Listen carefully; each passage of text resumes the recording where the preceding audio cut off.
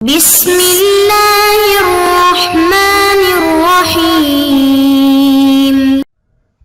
بسم اللہ الرحمن الرحیم۔ عزیز طلباء اور طالبات، السلام علیکم ورحمۃ اللہ وبرکاتہ۔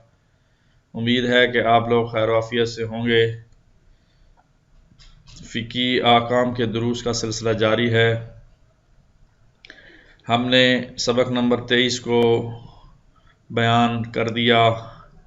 آج سبق نمبر 24 کی باری ہے۔ سبق نمبر 23 میں بھی ٹائٹل ہمارا نجاسات تھا۔ کچھ مسئلے جو ہے وہ نجاست ثابت کیسے ہوتی ہے اس کے طریقے کو پڑھا، اور اسی طرح فقہ کے مسئلے کو پڑھا، شراب کا ایک مسئلہ پڑھا۔ تو آج جو ہے وہ نجاست کیسے ثابت ہوتی ہے اس ٹائٹل کو ہم پڑھ رہے ہیں جی۔ اور آج سبق نمبر 24 میں ہم مسئلہ نمبر 117، 118، 119، 120، 121، 122 اور 123 کو انشاءاللہ پڑھیں گے جی۔ تو مسئلہ نمبر 117، اس کا ٹائٹل اور عنوان نجاسات ہی ہے، اور ذیلی ٹاپک جو ہے نجاسات ثابت کرنے کے طریقے جو ہے ان کو بیان کیا گیا تھا۔ ان میں پھر احکام کو ذکر کیا جا رہا ہے۔ اگر کسی نجس چیز کے بارے میں شک ہو کہ پاک ہوئی ہے یا نہیں تو وہ نجس ہے۔ یہ فارمولہ فقہ میں مسلسل آ رہا ہے۔ کر کے پانی میں بھی آیا ہے کہ کر پانی جو ہے وہ کھڑا تھا، بعد میں شک ہو جائے کہ کر سے کم ہو گیا ہے یا نہیں، قلیل میں آ گیا ہے یا نہیں، قلیل کا حکم ہے یا نہیں، تو اس کو کر سمجھا جائے۔ بالکل اسی طرح قلیل پانی تھا، کر سے کم تھا، اور اس کے بارے میں شک ہو گیا کہ کر ہے یا نہیں، تو پھر اس کو قلیل ہی سمجھا جائے۔ بالکل آج اسی طرح کا ایک مسئلہ، ایک نجس پانی کھڑا تھا فرض کریں، تو نجس پانی جب کھڑا تھا تو اس کے بارے میں شک ہو کہ وہ پاک ہو گیا ہے یا نہیں، تو پھر وہ نجس ہی ہے۔ اور بالکل اس کے الٹ اور اپوزٹ کہ اگر ایک پانی جو ہے وہ پاک کھڑا تھا اور اس کے بارے میں شک ہو گیا ہے کہ نجس ہوا ہے یا نہیں، تو وہ پاک ہی ہوگا، نجس نہیں ہوگا۔ تو اس میں فارمولہ یہ ہے کہ شک کی پرواہ نہ کی جائے۔ اگر کوئی شخص ان چیزوں کے نجس یا پاک ہونے کے متعلق پتہ لگا بھی سکتا ہو تو تحقیق ضروری نہیں ہے۔ بس کل شیء طاہر حتی تعلم انہ نجس، یہ فارمولہ جو ہے ہر جگہ لاگو کرتے جائیں، اور اسی وجہ سے انسان اپنی زندگی گزار رہے ہیں، ورنہ ہر چیز کی تحقیق جو ہے وہ بہت بڑا مشکل کام ہے۔ مسئلہ نمبر 118، اگر کوئی شخص جانتا ہو کہ جو 2 برتن یا 2 کپڑے وہ استعمال کرتا ہے ان میں سے ایک نجس ہو گیا ہے، لیکن اسے یہ علم نہ ہو کہ ان میں سے کون سا نجس ہوا ہے، تو دونوں سے اجتناب کرنا ضروری ہے۔ لیکن مثال کے طور پر اگر یہ نہ جانتا ہو کہ خود اس کا کپڑا نجس ہوا ہے، یا وہ کپڑا جو اس کے استعمال میں نہیں ہے کسی دوسرے شخص کی ملکیت ہے، تو ضروری نہیں ہے کہ اپنے کپڑے سے اجتناب کرے۔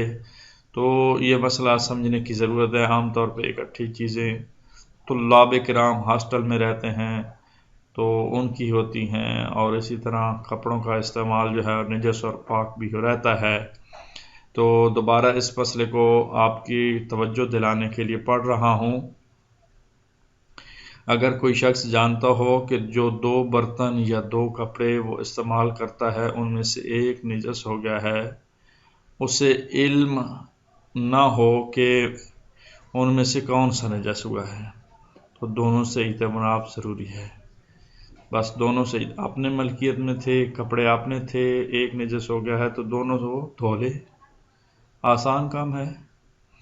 اور اگر اپنے کپڑے نہیں ہیں، ایک کپڑا کسی اور کا ہے اور ایک اس کا ہے، تو پھر اس اپنے کپڑے سے اجتناب، پرہیز کرنا ضروری نہیں ہے، بلکہ اپنے کو پاک سمجھے اور اس کو یوز کرے اور استعمال کرے نماز کے لیے وغیرہ وغیرہ جی۔ یہ تو تھا مسئلہ نمبر 118۔ مسئلہ نمبر 119 نجاسات کا کلی عنوان ہے، لیکن آج ذیلی عنوان جو ہے وہ پاک چیز کیسے نجس ہوتی ہے۔ پہلے تھا پاک چیز نجس ثابت ہونے کے طریقے کتنے تھے، آج ہے پاک چیز کیسے نجس ہوتی ہے۔ یہ ٹائٹل اور عنوان ہے، اس وجہ سے ہم نے اس کو جدا یہ لکھا ہے۔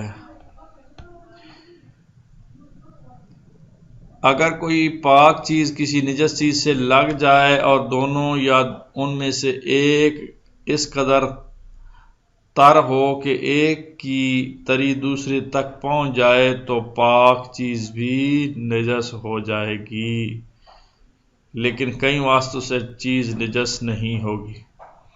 بس مسئلے کا خلاصہ یہ ہوا کہ دو چیزیں ہیں، مثلا مثال کے طور پر دو ہاتھ ہیں، تو ایک ہاتھ جو ہے وہ تر ہے، دوسرا خشک ہے، تو اگر تو نجاست جو ہے وہ تر ہاتھ کے ساتھ ہی ہے تو سیدھا سیدھا خشک ہاتھ بھی تر ہو جائے گا، نجس ہو جائے گا، تر بھی ہوگا اور نجس بھی ہوگا۔ اور اسی طرح خشک ہاتھ نجس تھا اور تر جو تھا وہ پاک تھا، دونوں کو جو ہی ملایا تو دونوں نجس ہو جائیں گے۔ یہ مثال دے رہا ہوں، یہ یاد رہیں کہ ڈائریکٹ جو ہے وہ ایک نجس چیز کے ساتھ دوسری پاک چیز ملنے سے، لیکن شرط یہ ہے کہ دونوں میں سے کوئی ایک تر ہو، تر یعنی پانی سے گیلی ہو تو نجس ہوتی ہے۔ اسی مسئلے کا اگلا حصہ مثال دی جا رہی ہے کہ دایاں ہاتھ پیشاب سے نجس ہو جائے اور پھر یہ ہاتھ نئی رطوبت کے ساتھ بائیں ہاتھ کو چھو جائے تو بایاں ہاتھ نجس ہو جائے گا۔ میں نے مثال دے دی۔ اب اگر بایاں ہاتھ خشک ہونے کے بعد مثلا تر لباس سے چھو جائے تو لباس بھی نجس ہو جائے گا، لیکن اگر اب وہ تر لباس کسی دوسرے تر چیز کو لگ جائے تو وہ نجس نہیں ہوگا۔ واسطوں سے ذریعے، کئی واسطوں کے ذریعے وہ نجس نہیں۔ اگر تری اتنی کم ہو کہ دوسری چیز کو نہ لگے تو پاک چیز نجس نہیں ہوگی، خواہ عین نجس کو ہی کیوں نہ لگی ہو۔ جب اتنی تری ہی نہیں ہے تو تری سے سرائیت کرتی ہے نجاست، لہذا یہ ذہن میں رہے کہ نجاست کی تری جو ہے وہ سرائیت تب کرتی ہے جب اس حد تک ہو کہ دوسرے میں سرائیت کر جائے۔ تو لہذا یہ مسئلہ مختصراً یہی ہے کہ نجاست تر ہو یا دوسری چیز تر ہو تو دونوں ایک دوسرے کے ساتھ ٹچ ہونے سے نجس ہو جاتی ہیں دونوں، لیکن شرط یہ ہے کہ تر ہونا ضروری ہے کسی ایک کا۔ مسئلہ نمبر 120 کی طرف بڑھتے ہیں۔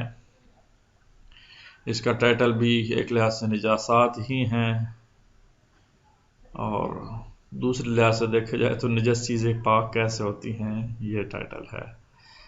اگر کوئی پاک چیز کسی نجس چیز کو لگ جائے اور ان دونوں یا کسی ایک کے تر ہونے کے متعلق کسی کو شک ہو تو پاک چیز نجس نہیں ہوتی، کیونکہ پچھلے مسئلے میں ہم نے بتایا کہ نجس چیز جو ہے وہ یا جو پاک چیز ہے وہ ان میں سے تر ہونا ضروری ہے، لیکن ایک کے تر ہونے کا شک ہو، تر ہونے کے متعلق کسی کو شک ہو تو پاک چیز نجس نہیں ہوگی اور نجس چیز اس طرح نجس ہی رہے گی۔ لہذا وہ شرط مکمل نہیں ہوئی، جب شرط نہیں ہوئی تو پھر ہم اس کو یہ بھی نہیں کہہ سکتے کہ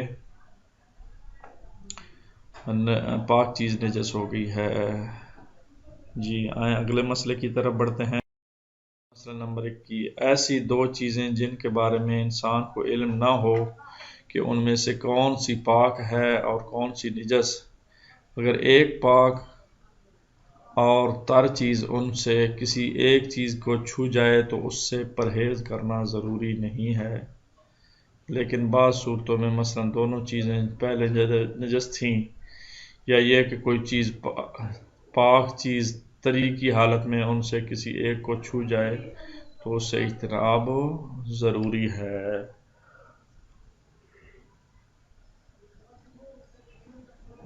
اگر دو چیزیں جن کے بارے میں انسان کو علم نہ ہو کہ ان میں سے کون سی پاک ہے اور کون سی نجس ہے، تو ایک پاک اور تر چیز ان سے کسی ایک چیز کو چھو جائے تو اس سے پرہیز کرنا ضروری نہیں، کیونکہ علم ہی نہیں ہے کون سی پاک ہے۔ اور دوسرا پھر ایک چیز تر لگی ہے دوسری تو نہیں لگی، تو یوں ہی کہیں اس میں کہ کیونکہ یقین نہیں ہے اس کے نجاست کا، تو پھر اس وجہ سے وہ پاک ہے۔ لیکن بعض صورتوں میں مثلا دونوں چیزیں نجس تھیں، یا یہ کہ کوئی چیز طری کی حالت میں ان سے کسی ایک کو چھو جائے تو اس سے اجتناب ضروری ہے۔ دونوں چیزیں نجس تھیں اور کوئی پاک چیز طری کی حالت میں ان سے، تو پھر تو یقیناً وہ اس سے پرہیز ضروری ہے، کیونکہ دونوں جو نجس تھیں۔ آئیں جی اگلے مسئلے کی طرف۔ نمبر 122، اگر زمین، کپڑا یا ایسی دوسری چیزیں تر ہوں تو ان کے جس حصے کو نجاست لگے گی وہ نجس ہو جائے اور باقی حصہ پاک رہے گا۔ یہی حکم کھیرے اور خربوزے وغیرہ کے بارے میں ہے۔ زمین، کپڑا یا ایسی دوسری چیزیں تر ہوں تو ان کے جس حصے کی نجاست لگے گی وہ نجس ہو جائے گا، کیونکہ زمین جہاں پہ نجاست گری ہے تو وہاں نجس ہوگی، ساری زمین تو نہیں ہوگی۔ اسی طرح کپڑا، اسی طرح کی اور چیزیں۔ یہی حکم کھیرے اور خربوزے وغیرہ کے بارے میں بھی ہے، جو فروٹ ہوتا ہے، جو کہیں نجس ہو گیا ہے تو پھر اس کو وہی حصہ نجس سمجھا جائے جہاں پہ نجاست سرایت کی ہے، جہاں نجاست نہیں پہنچی وہاں پھر وہ پاک شمار ہوگا۔ جی آئیں اگلے مسئلہ نمبر 123، اور آج کے اس درس کا ہمارا آخری مسئلہ، اس کا ٹائٹل بھی ہم نے نجاسات ہی دیا ہے، اور ذیلی ٹاپک ہے کہ نجس چیز کو پاک کیسے کرتے ہیں۔ جب شیرے، تیل کی یا ایسی ہی کسی اور چیز کی صورت ایسی ہو کہ اگر اس کی کچھ مقدار نکال لی جائے تو اس کی جگہ خالی نہ رہے، تو جیسے وہ ذرہ بھر بھی نجس ہوگا سارے کا سارا نجس ہو جائے گا۔ مایا چیز ہے یا مایا کی طرح ہے، لیکوڈ چیز ہے یا لیکوڈ کی طرح ہے، تو پھر اس کو جو ہے وہ یہ سمجھا جائے کہ وہ ساری نجس ہو جائے گی، کیونکہ ایک جگہ نجاست پڑتی ہے تو وہ آگے سرایت کر جاتی ہے۔ لیکن اگر اس کی صورت ایسی ہو کہ نکالنے کے مقام پر جگہ خالی رہے، اگرچہ بعد میں پر بھی ہو جائے، تو صرف وہی حصہ نجس ہوگا جسے نجاست لگے۔ لہذا اگر چوہے کی مینگنی اس میں گر جائے تو جہاں وہ مینگنی گرے وہ جگہ نجس اور باقی پاک ہوگی۔ یہ بات دوبارہ میں رپیٹ کرتا ہوں کی ہے، اس کی مثال صرف لیتے ہیں کہ اس میں اگر نجاست گری ہے تو سارا نجس ہو جائے گا، لیکن اگر گھی جو ہے وہ بعض صورتوں میں خشک ہوتا ہے اور ایک بالکل وہ پتھر کی طرح بنا ہوتا ہے، تو جس جگہ پہ نجاست گرے گی وہ نجس ہوگا، باقی پاک ہی ہوگا۔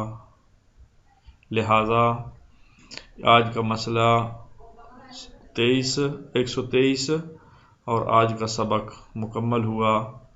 جی آئیں ہم تمرین کو حل کرتے ہیں اور انشاءاللہ جی اگر زمین، کپڑا یا ایسی دوسری چیزیں تر ہوں تو ان کے جس حصے کو نجاست لگے گی وہ نجس ہوگا یا نہیں، اس بارے میں آپ نے بتانا ہے۔ سوال یہ ہے کہ جس حصے کو نجاست لگے گی وہ نجس ہوگا یا نہیں، جس کے بارے میں آپ نے وضاحت کرنی ہے۔ اور چوہے کی مینگنی اس میں گر جائے جہاں وہ مینگنی گری ہے وہ جگہ نجس اور باقی پاک۔